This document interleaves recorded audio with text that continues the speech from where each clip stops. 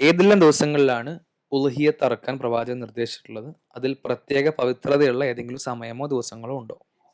പ്രവാചകൻ സല്ലല്ലാഹു അലൈഹി വസല്ലമയിൽ നിന്ന് ഉദ്ധരിക്കപ്പെടുന്ന ഹദീസിൽ കാണാം, റസൂലുള്ളാഹി സ്വല്ലല്ലാഹു അലൈഹി വസല്ലമ ദുൽഹിജ്ജ 10 ബലിപെരുന്നാൾ ദിവസം പ്രവാചകൻ സല്ലല്ലാഹു അലൈഹി വസല്ലമ നമസ്കരിച്ചു.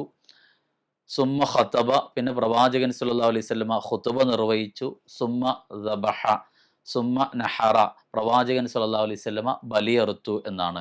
അഥവാ ദുൽഹിജ്ജ 10 നമസ്കാരം കഴിഞ്ഞ് ഖുതുബ നിർവഹിച്ചതിന് ശേഷം ഉടനെ റസൂലുള്ളാഹി സ്വല്ലല്ലാഹു അലൈഹി വസല്ലമ ഉളുഹിയ്യത്ത് കർമ്മം നിർവഹിക്കുകയാണ് ചെയ്തിട്ടുള്ളത്.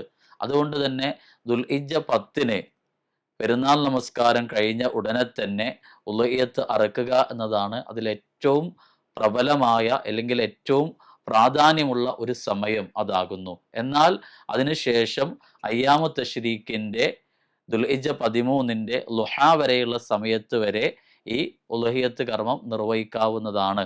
അതുവരെയുള്ള സമയങ്ങളിൽ സാധ്യമായ സമയത്തോ സന്ദർഭത്തിലോ ഒക്കെ ഉളുഹിയ്യത്ത് കർമ്മം നിർവഹിക്കുകയും ആ ഉളുഹിയ്യത്തിൻ്റെ മാംസം വിതരണം ചെയ്യുകയും ഒക്കെ ചെയ്യാവുന്നതാണ്.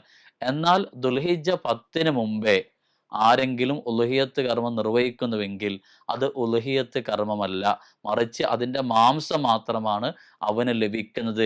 അതിൻ്റെ ഉളുഹിയ്യത്തിൻ്റെ ഒരു മഹത്വവും അവന് നേടിയെടുക്കാൻ സാധിക്കുകയില്ല. അപ്പോൾ ദുൽഹിജ്ജ 10 ബലിപെരുന്നാൾ നമസ്കാരം കഴിഞ്ഞ ഉടനെ ഏറ്റവും പ്രബലമായ സമയം, ഏറ്റവും മഹത്തമായ സമയം, പിന്നീട് അവിടുന്ന് അങ്ങോട്ട് അയ്യാമു തശ്രീക്കിൻ്റെ ദുൽഹിജ്ജ 13 മഗ്‌രിബിൻ്റെ സമയം വരെ ഉളുഹിയ്യത്ത് കർമ്മം നിർവഹിക്കാവുന്നതാണ്.